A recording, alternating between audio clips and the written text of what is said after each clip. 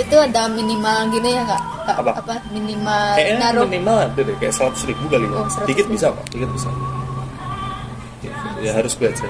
Juga bisa menjadi salah satu hal yang dilakukan untuk mahasiswa gitu ya. Iya bisa ya kan belajar kan mahasiswa di luar waktu senggangnya gitu-gitu. Ada uang dinginnya itu dibuat slot ya kan. Nah itu ya daripada slot yang lebih berbahaya gitu. Ya makanya jenis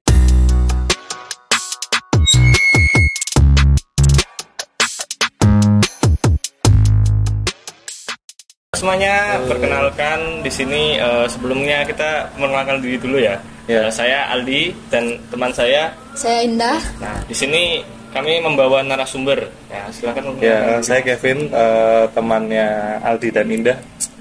Saya seorang dokter tapi sebagian kecil waktu saya gunakan buat trading ya. Jadi ya mungkin sedikit-sedikit bisa sharing lah tentang trading kripto ya. Meskipun saya masih harus belajar lagi. Oke. Jadi di sini kita itu karena tadi Mas Kevin sudah membahas sedikit-sedikit tentang trading. Nah, kita akan membahas tentang blockchain dan cryptocurrency. Oke, untuk yang pertama ini kira-kira Mas kan dari pengalamannya Mas ini kan menurut Mas kripto itu apakah bisa dijadikan untuk transaksi atau hanya untuk investasi aja Mas? Ya, jadi kripto itu kan di Indonesia sekarang ini baru cukup happening ya setahun terakhir lah, apalagi setelah nilai Bitcoin itu kan dalam setahun terakhir dia naik lebih dari sekitar 5 kali lipat lah, hampir 5 kali lipat. Itu yang baru happening sekarang. Nah sebenarnya kripto kan sudah lama, awal muncul dia 2010 2011 kalau saya nggak salah, dan dulu tuh pernah kripto itu digunakan sebagai metode pembayaran. Kalau di US saya pernah lihat berita itu dia pernah dibuat beli pizza.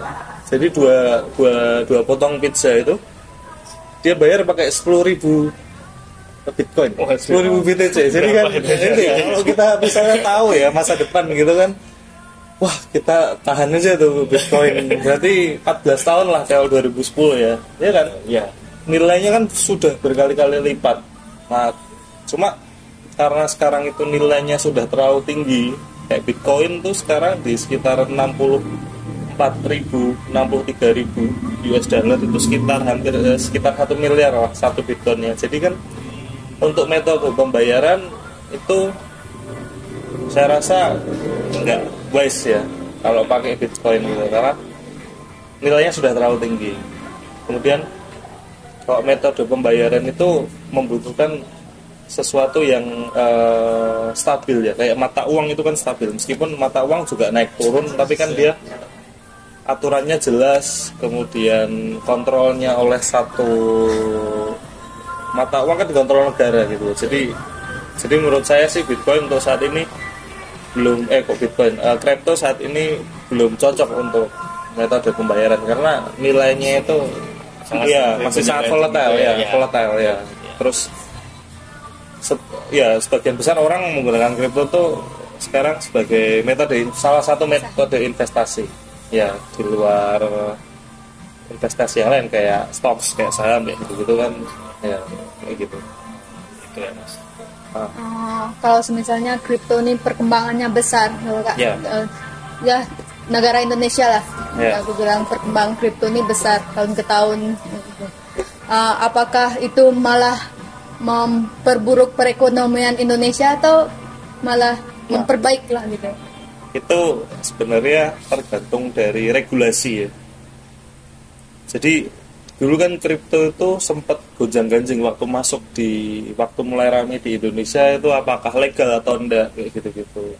Awalnya kan kayak gitu, mungkin di 2013-an waktu sekitar 10 tahun yang lalu itu kan masih ada gonjang-ganjing. Oh ini nanti nggak legal, tidak bisa diperdagangkan gitu. Terus, untuk apa kita punya kripto kalau tidak bisa diperjualbelikan? Nah, tapi lambat laun karena peminatnya itu banyak, makanya dibikin regulasi oleh pemerintah Indonesia.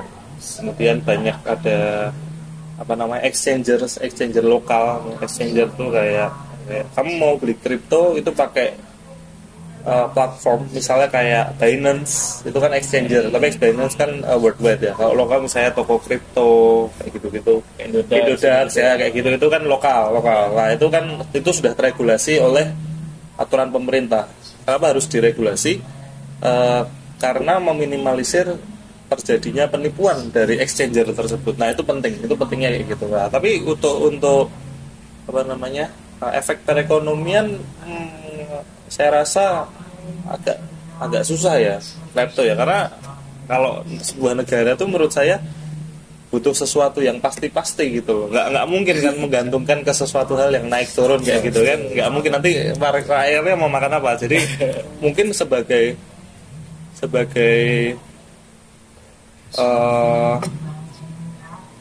ya investasi, tapi bukan investasi utama sebuah negara.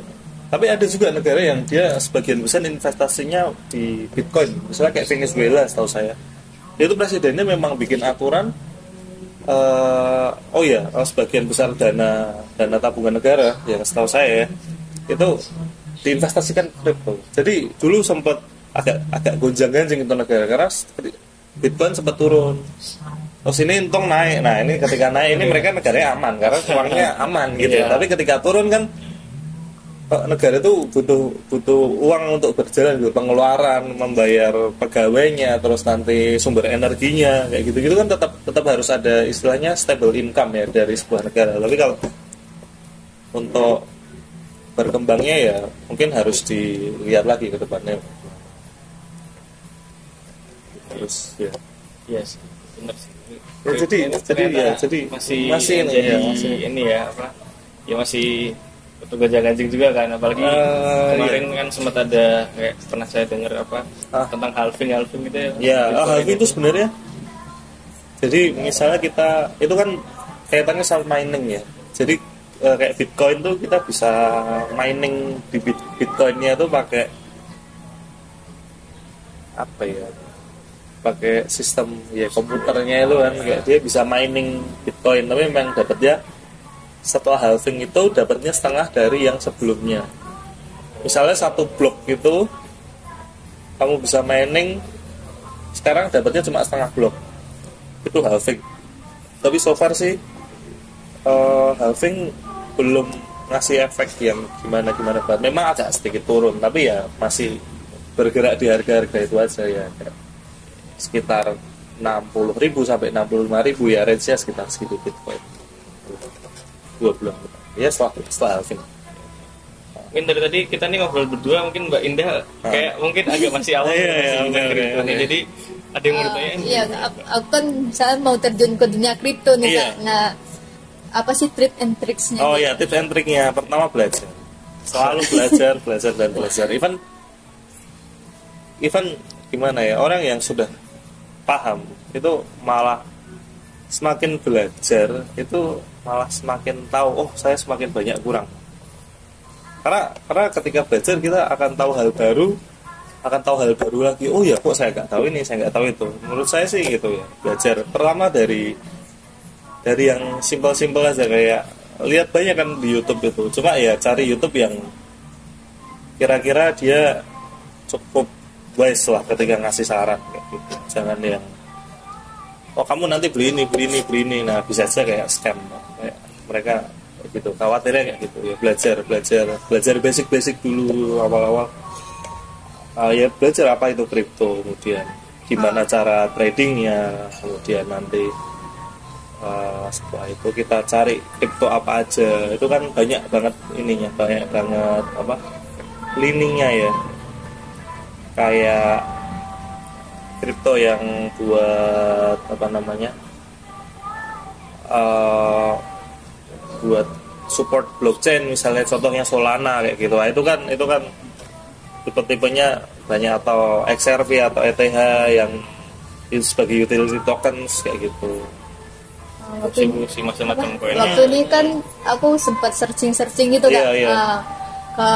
Itu kita kripto itu sistemnya aku dengar tuh kita naruh saham di mana, tergantung kita mau cepet naiknya atau cepet ya kripto itu bukan saham sih, itu beda lagi sih sama saham ya. Jadi ya mungkin karena kripto itu diperdagangkan, jadi seakan-akan dia kayak saham gitu. Maksudnya harganya naik turun ya, ya memang kayak gitu karena kan berdagang, you buy and sell bro. Ya buy and sell gitu, kayak pasti akan ada harga naik, ada harga turun kayak gitu. Ya makanya itu pertama ya kamu harus tahu dong kamu mau beli apa dong. Kan kamu tidak mungkin asal beli cuma ikut orang, nanti kalau untung diem aja, kalau minus keluar wah saya kemarin dikasih tahu orang buat beli malah minus. Nah ya kan yang keputusan beli atau enggak kan ya di kamu, jangan salahin orang lain bilang apa ya kamu harus cek. Nah makanya itu pentingnya untuk belajar kita tuh mau beli apa tuh harus tahu gitu. Terus sekarang trennya tuh apa, misalnya kalau trennya blockchain security ya kita cari yang kripto yang tentang itu misalnya gitu. Terus harus selalu update sama market tuh harus, karena market tuh akan selalu berubah. Nanti ada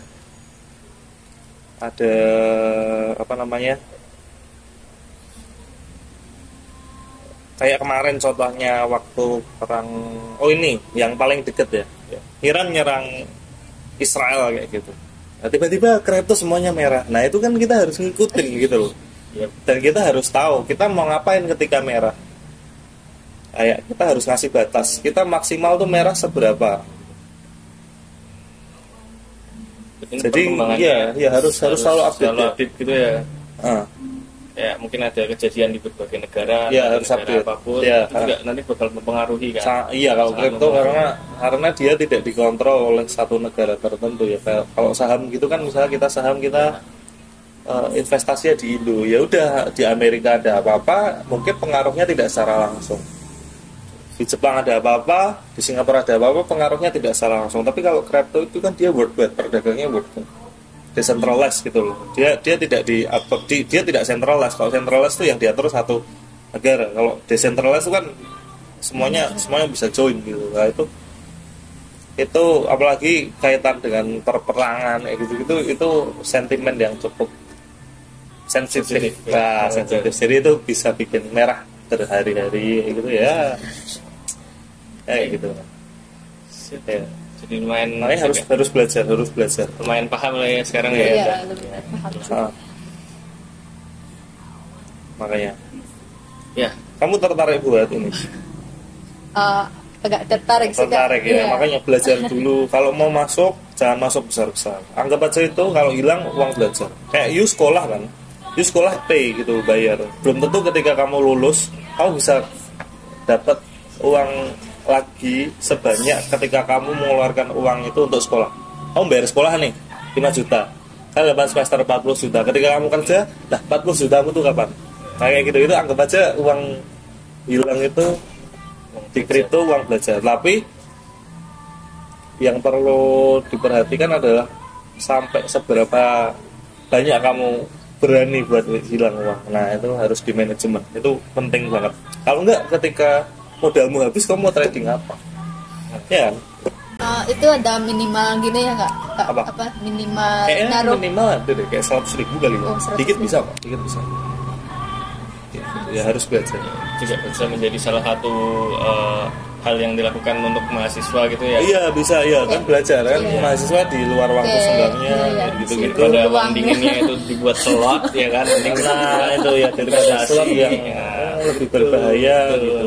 Ya makanya jenis investasi kan macam-macam ya, ada investasi saham, ada kripto dan sebagainya gitu ya. Oke. Ya, jadi investasi kan banyak. Investasi bodong-bodong gitu. Iya. Banyak. Jadi kan kayak investasi itu ya dari kripto, dari saham, ataupun investasi pasif kayak misalnya kita join sama teman kita punya usaha, ayo buka usaha gitu. Tapi kita hanya naruh dana, kemudian teman kita yang jalanin, terus nanti kita dapat income, itu kan juga salah satu bentuk investasi. Cuma ya kita harus tahu dulu dong kita mau invest di mana. Lah itu uang kita harus tahu kita mau naruh duit itu satu di mana, dua duit itu tuh dipakai secara benar atau enggak. Iya kan? Kalau enggak kan ngeri, Bro.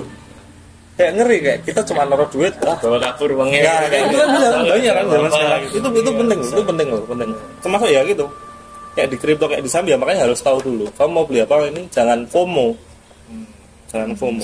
Ya ada orang bilang wah ini udah tinggi kayak mantap udah tinggi aja ya itu kan PR ya itu tinggal seberapa orang ya itu membatasi apa ya kerugian begitu itu penting.